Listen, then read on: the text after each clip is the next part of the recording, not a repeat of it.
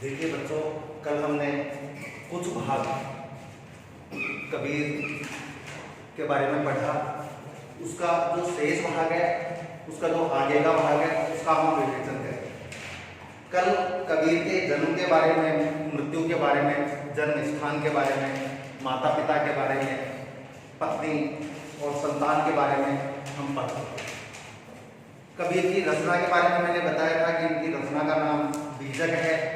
जो बीजक इनकी रचना है वो कबीर ने नहीं लिखी, क्योंकि कल मैंने आपको बताया था कबीर बिल्कुल अनपढ़ थे, निरक्षर थे। ऐसा कहा जाता है कि कबीर की मृत्यु के बाद उनके प्रिय शिष्य धर्मदास ने वो रचना लिखी।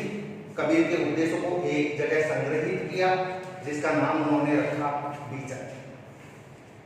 बीजक में बहुत प्रकार की बातें लिखी हैं, जीवन सार के बारे में, छुआछूत त्यागने के बारे में, बाह्य आडंबरों को छोड़ने के बारे में, बहुदेववाद व्यवस्था के विरोध में, भेदभाव त्यागने के बारे में बहुत बातें लिखी। इसके अलावा कबीर ने जिन बातों पर बल दिया है कि समाज में ये बातें आवश्यक रूप से, अनिवार्य रूप से होनी चाहिए, वो कौन कौन थी? सबसे पहले उन्होंने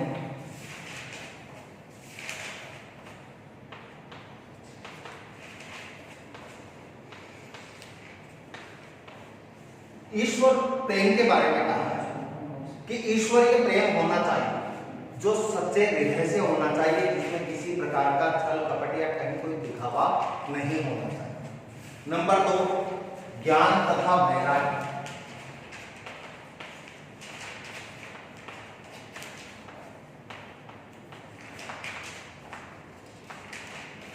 व्यक्ति में हमेशा ज्ञान प्राप्त करने की प्यास होनी चाहिए, ज्ञान को प्राप्त करने का भाव होना चाहिए, और वैराग्य होना चाहिए, वैराग्य होना चाहिए। मतलब त्याग को तो महत्व देगा, ग्रहण करने की इच्छा कम होनी चाहिए, किसी की ये नहीं होना चाहिए उसमें भाव कि सब कुछ मेरा हो जाए, मैं ले लूं, बल्कि उसमें त्याग की भावना प्रबल होनी चाहिए। नंबर 3, जो महत्वपूर्ण बात है,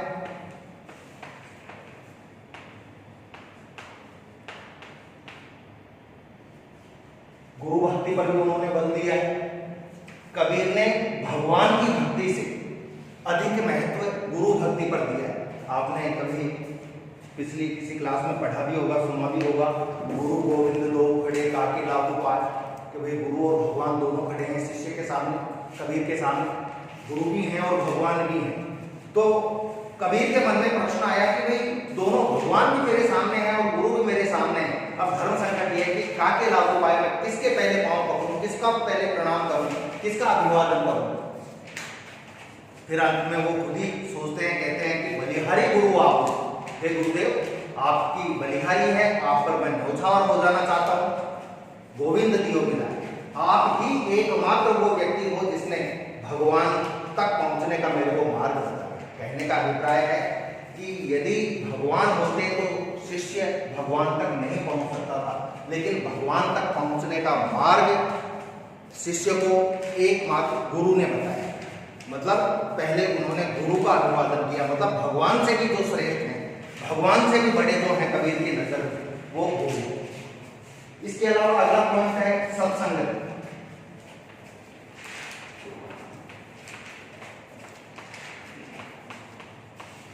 व्यक्ति को हमेशा अच्छी संगति करनी चाहिए, क्योंकि कहा जाता है कि संगत का फल व्यक्ति पर अवश्य पड़ता है। यदि व्यक्ति अच्छी संगति करेगा तो उसका स्वभाव अच्छा होगा, वो अच्छे स्वभाव का होगा, और यदि व्यक्ति बुरी संगत करेगा तो निश्चित रूप से वो दूषित मन वाला, दूषित आचरण वाला होगा। इसलिए हमेशा व्यक्ति को अच्छी संगति, सत्संगति ही करनी चाहिए। इसके बाद अगला पॉइंट है अपने छुआछूत।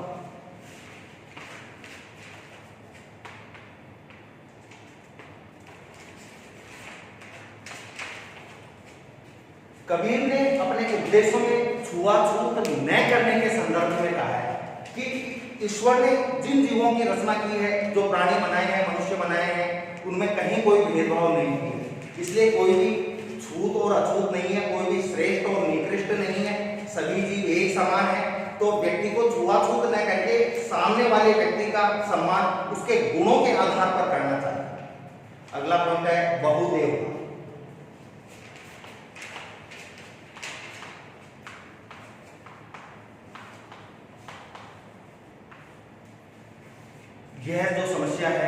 बहुदेववाद की, ये हिंदू धर्म में अधिक है। हम बहुत से देवताओं को मानते हैं, राम को भी मानते हैं, कृष्ण को भी मानते हैं, हनुमान को, शंकर को, शक्ति को, दुर्गा को, विष्णु को, ब्रह्मा को, शंकर को। तो कबीर जी इस बात का खंडन करते हैं कि भाई व्यक्ति एक तो बहुत सारे देवी देवताओं की आराधना करे, उनको प्रसन्न करे, इसके बजाय वो कम देवी देवताओं को, एक या दो देवी देवताओं का स्मरण करे, भक्ति करे, आराधना करे, तो वो उनको जल्दी प्रसन्न कर सकता है। इसलिए कबीर हमेशा बहुदेववाद के विरोधी रहे, कभी भी इन्होंने इसका पक्ष नहीं लिया। नेक्स्ट पॉइंट है अंधविश्वास।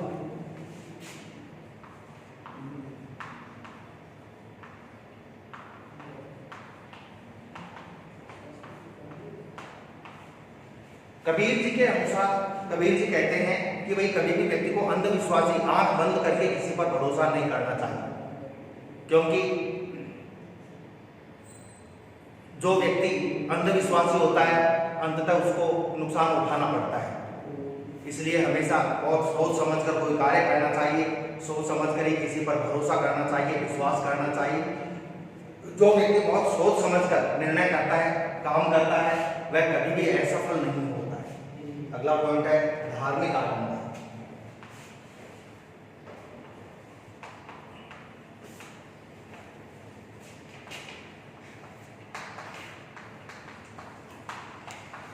कबीर ने सदैव धार्मिक आडंबरों का विरोध किया।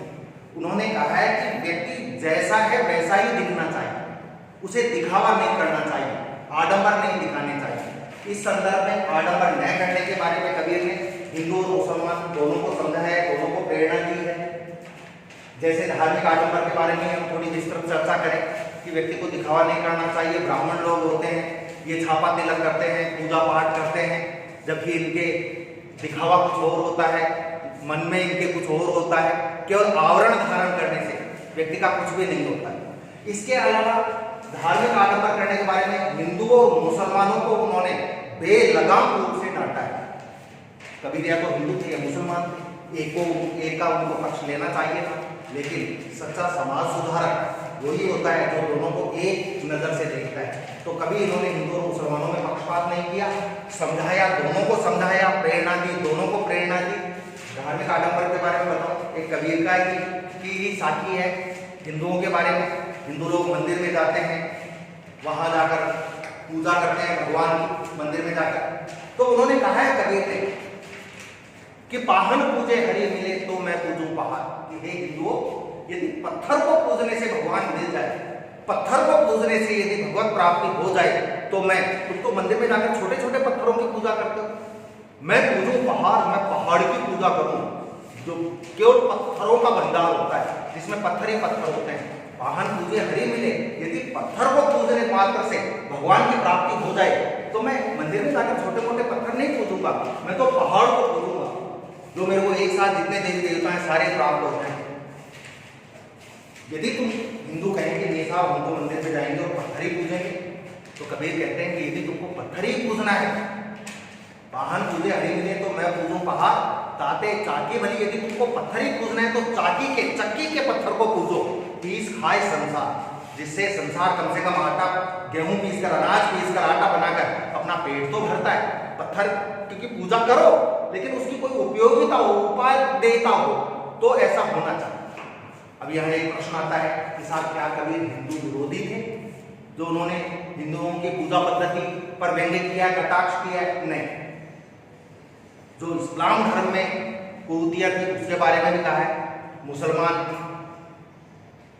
मस्जिद में जाते हैं और वहां जाकर नमाज पढ़ते हैं तेज आवाज में। आजकल के मुसलमानों ने तो और भी उन्नति कर ली है, लाउड स्पीकर लगाकर वो नमाज पढ़ते हैं। तो उन्होंने मुसलमानों पर भी व्यंग्य किया है, मुसलमानों को भी समझाया है, उनको भी प्रेरणा दी है। कांकर पाथर जोड़कर मुसलमानों को कहा है कि हे मुसलमानों, हे इस्लाम धर्म के अनुयायियों, तुमने कंकर और पत्थर, कांकर पाथर, कंकर और पत्थर जोड़कर मस्जिद लई चिनार, तुमने एक भव्य मस्जिद का निर्माण कर लिया है। मस्जिद लई, मस्जिद यानी मस्जिद लई यानी ली है, चिनाई यानी चुनवा ली है, बनवा ली है। कंकर और पत्थर जोड़कर तुमने मस्जिद का निर्माण कर लिया है। ता चढ़ मुल्ला बांग दे, और उस मस्जिद में जाकर मौलवी जो होता है, मुल्ला जो होता है, वो बांग लगाता है, तेज आवाज में बोलता है। तो तेज आवाज में क्यों बोलते हैं? धीरे भी बोल सकते। भगवान तेज आवाज में बोलने से खुश थोड़ी होगा, प्रसन्न थोड़ी होगा, सुनेगा थोड़ी। धीरे भी बोल सकते हो। तेज बोलने से क्या होगा? बहरा हुआ खुदा है क्या? तुम्हारा जो खुदा है वो बहरा है क्या? यानी वो बिल्कुल भी बहरा नहीं है। कहने का भाव है कि कोई भी भक्ति या प्रार्थना दिल से होनी चाहिए, कभी भी दिखावा नहीं करना चाहिए। कल मैंने आपको बताया था कि कबीर, हम अक्सर बोल देते हैं कि साहब कबीर का दोहा है। कबीर ने अपनी जिंदगी में एक भी दोहा नहीं लिखा। कबीर ने लिखे हैं पद, शबद, साखी, रमैनी, कल के वीडियो में है। तो अब कबीर ने जो सबसे ज्यादा लिखी है, या तो लिखी है साखी और या फिर लिखे हैं पद। वैसे इसके तीसरा और चौथी चीज है शबद और रमैनी, लेकिन आपको ये दो ही ध्यान रखना है, साखी और पद। पद 5-6 लाइन के होते हैं और साखी होती है 2 लाइन। अब साखी ये तद्भव शब्द है जो बना है साक्षी से। यहां प्रश्न निकलता है साखी किसे कहते हैं, साखी से क्या अभिप्राय है? साखी का मतलब है जिन बातों के कबीर स्वयं साक्षी रहे। साखी, साक्षी, साक्षी का मतलब प्रत्यक्ष अनुभव करना, देखना, महसूस करना। जिन बातों के कबीर स्वयं साक्षी रहे, जो बातें कबीर ने स्वयं ने देखी और सुनी, देखी हैं और अनुभव किए, उन बातों को उन्होंने अपने उपदेशों में कहा। अब आपके 7 साखियां हैं, 7 साखियों में क्या है वो हम चर्चा करेंगे।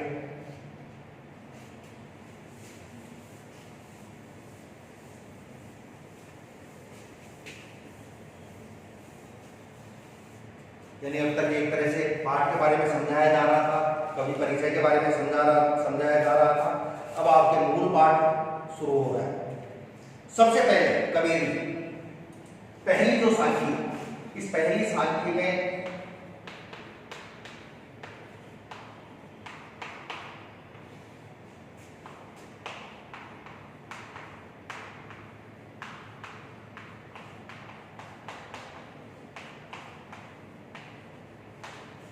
त्यागशीलता के बारे में बताया। व्यक्ति को सदैव त्यागशील होना चाहिए, मतलब व्यक्ति में हमेशा त्याग की भावना होनी चाहिए, दूसरों को देने की भावना होनी चाहिए। कोई हिंदी में एक आरती है, वो बिल्कुल वही भाव होना चाहिए आरती की लाइन वाला, तेरा तुझको अर्पण क्या लागेंगे, कि भाई जो हमको मिला है भगवान ने दिया है, तो हे भगवान, हे परमात्मा, जो तेरा है वो हम तुझी को अर्पित कर रहे हैं, तेरे को ही चढ़ा रहे हैं। इसमें हमारा क्या लगता है?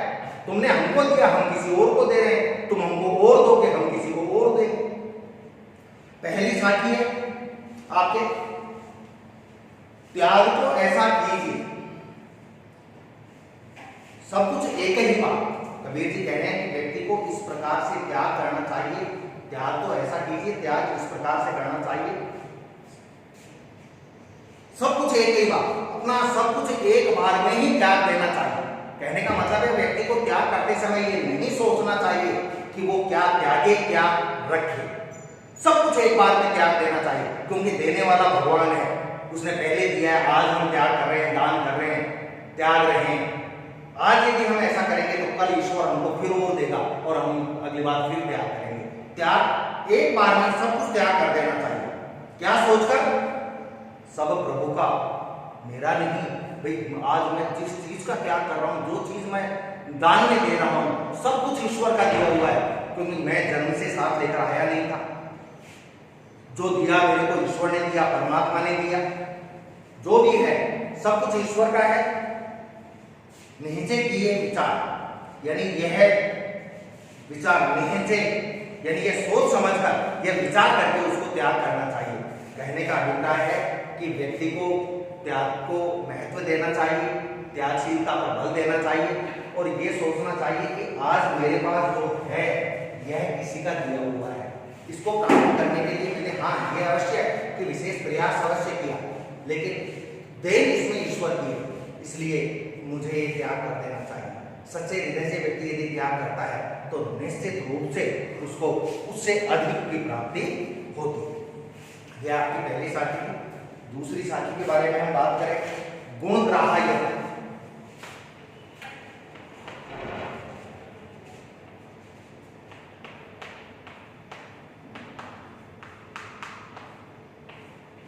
गुणग्राह्यता के बारे में बल दिया है कि व्यक्ति को हमेशा गुणों को ही ग्रहण करना चाहिए। देखो, छोटी कक्षाओं में आपने एक इंग्लिश में कहानी पढ़ी होगी कि हिंदी में पढ़ी होगी कि एक बुजुर्ग व्यक्ति था, उसका बेटा था, ये वो बिगड़ा हुआ था, कहना नहीं मानता था, उसमें कई कमियां थी। तो वो बुजुर्ग व्यक्ति उस अपने बेटे को समझाने की वो कोशिश करता है, वो नहीं समझता है। एक रोज बुजुर्ग व्यक्ति एक सेव का टोकरा लेकर आता है, एप्पल का टोकरा लेकर आता है और अपने बेटे को कहता है कि भाई इनको संभाल कर रखते टोकरे को। तो वो बेटा कहता है कि पापा इसमें एक सेव है जो सड़ा हुआ है और तो अच्छे है। उसने कहा कि बेटा कोई बात नहीं, पिता ने कहा कि बेटा कोई बात नहीं, तुम इनको रख दो। बेटा उनको रख देता है। 2 रोज बाद बुजुर्ग अपने बेटे को कहता है कि बेटा एक टोकरा लेकर आता हूँ एप्पल। उसका बेटा वो टोकरा लेकर आता है तो जो खराब सेव जहाँ रखा था उसके आसपास के वो सेव भी सड़ जाते हैं। कि पापा मैंने कहा था कि सेव को हटा दो, नहीं और सेव भी खराब हो जाएंगे। तब उसके पापा कहते हैं कि बेटा यही तो बात मैं तेरे को समझाता हूँ, जो लोग तेरे चारों तरफ हैं, जो लोग बुरे लोग तेरे दोस्त हैं, यदि उनको नहीं हटाएगा तो निश्चित रूप से तू भी बिगड़ जाएगा। इसलिए उन्होंने गुणग्राह्यता के बारे में, सत्संगति के बारे में, व्यक्ति को हमेशा गुणों को ही ग्रहण करना चाहिए। दूसरी साखी आपके सुनिए गुण की वार्ता। कबीर जी कह रहे हैं कि व्यक्ति को हमेशा गुण की वार्ता, महत्ता, गुणों की महत्ता को ही सुनना चाहिए, गुणों को ही सुनना चाहिए। अवगुण लीजिए ना, यानी व्यक्ति को हमेशा गुणों को ही महत्व देना चाहिए, गुणों की बातें, ज्ञान की बातें सुननी चाहिए। अवगुण लीजिए ना, व्यक्ति को कभी भी अवगुणों को ग्रहण नहीं करना चाहिए। हमेशा अच्छाइयों को, गुण की बातों को, शिक्षाप्रद बातों को ग्रहण करना चाहिए। अवगुण लीजिए ना, कभी भी अवगुणों को ग्रहण नहीं करना चाहिए। इसका एक उदाहरण भी दिया है उन्होंने, जहां दृष्टांत अलंकार है, मैं समझा दूंगा दृष्टांत अलंकार। हंस चीर को कहते हैं वीर सो त्यागे जाए। यहां उन्होंने हंस का नीर चीर का उदाहरण दिया है।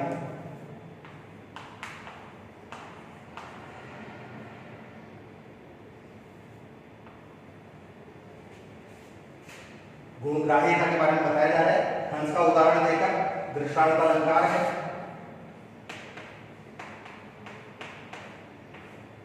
जैसे हंस होता है, वो हंस के सामने यदि दूध और पानी मिलाकर रख दिया, राजहंस के सामने यदि दूध और पानी मिलाकर रख दिया जाए, हमको मालूम रहेगा कि हमने कितने शुद्ध दूध में कितना पानी मिलाया है। तो हंस की सबसे बड़ी विशेषता है, हंस दूध को पी जाएगा और पानी को छोड़ दे। हम चाहे तो वो पानी नाप सकते हैं कि साहब हमने कितना पानी मिलाया था, मतलब एक बूंद भी ज्यादा या कम नहीं छोड़ेगा वो। मतलब हंस ने केवल गुणों को, केवल दूध को ग्रहण किया है। जो पानीय तत्व था, उस पानीय तत्व का उसने त्याग कर दिया, केवल शुद्ध दूध को। चाहे दूध वाला पहले से ही दूध में पानी मिलाकर लाया हो, वो भी हमको पता चल जाएगा कि उसने कितना पानी मिलाया। कहने का मतलब है, जिस प्रकार से हंस में नीर क्षीर के पृथकीकरण का गुण होता है, वो दूध को पी जाता है, पानी बच जाता है। वैसे एक व्यक्ति को हंस की तरह होना चाहिए कि उसको केवल गुणों को ग्रहण करे और बुराइयों को त्याग दे, अपनाइए। मैंने अभी बताया यहाँ दृष्टांत अलंकार होता है।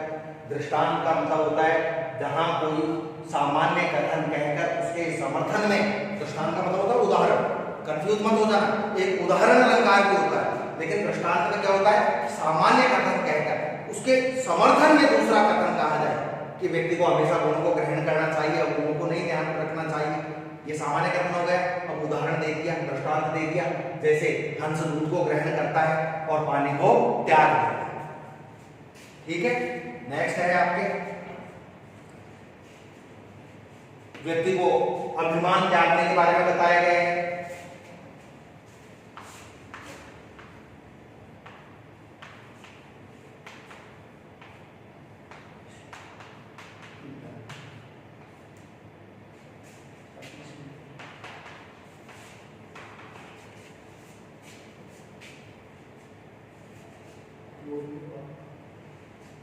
अभिमान त्यागने के संदर्भ में कहा है कि व्यक्ति को कभी भी अभिमानी नहीं होना चाहिए, व्यक्ति को कभी भी अभिमान नहीं करना चाहिए। आपको मालूम है कि अभिमान तो बड़े बड़े लोगों का नहीं चला है। रावण वाकई योग्य था, श्रेष्ठ ब्राह्मण था, लेकिन उसमें अभिमान आ गया था, अहंकार आ गया था और उसका निश्चित रूप से पतन हुआ। आपने पढ़ा होगा, टीवी सीरियल्स में देखा होगा। तो व्यक्ति को कभी भी घमंड नहीं करना चाहिए, अभिमानी नहीं होना चाहिए। छोड़े जब अभिमान को सुखी भया सब जीव। जब व्यक्ति अभिमान को छोड़ देता है, जब व्यक्ति अभिमान को छोड़ देता है, सुखी भया सब जीव, तो वो जो जीव है सब तरह से सुखी हो जाता है, प्रसन्न हो जाता है। जब व्यक्ति अभिमान को छोड़ देता है, तो जो व्यक्ति अभिमान को छोड़ने वाला है वो हर तरह से सुखी हो जाता है, क्योंकि अभिमान रहेगा ही नहीं, मान सम्मान का कोई प्रश्न है ही नहीं, तो फिर वो प्रसन्न है, सुखी है। भावे कोई कछु कहे मेरे लिए निज भाव, चाहे कोई कुछ भी कहे, क्योंकि मेरे हृदय में तो मेरे लिए निज प्रिय, मेरे ही यानी हृदय में तो निज यानी अपने प्रिय यानी प्रियतम है, मेरे हृदय में तो अपने प्रियतम है। यहाँ प्रियतम का अर्थ अन्यथा न ले, यहाँ प्रियतम का अर्थ होगा परमात्मा, भगवान, कि मेरे हृदय में, कबीर जी कह रहे हैं कि मेरे हृदय में तो मेरे प्रियतम है, और जब मेरे हृदय में प्रियतम का निवास है, भगवान का निवास है, तो फिर वहां अभिमान का तो काम ही नहीं। ये आज आपके 3 साखियां होंगी, कल बची 4 होंगी, और उसके बाद हम तुलसीदास जो चैप्टर है इसी का दूसरा पार्ट, उसके बारे में हम चर्चा करेंगे। ठीक है, धन्यवाद।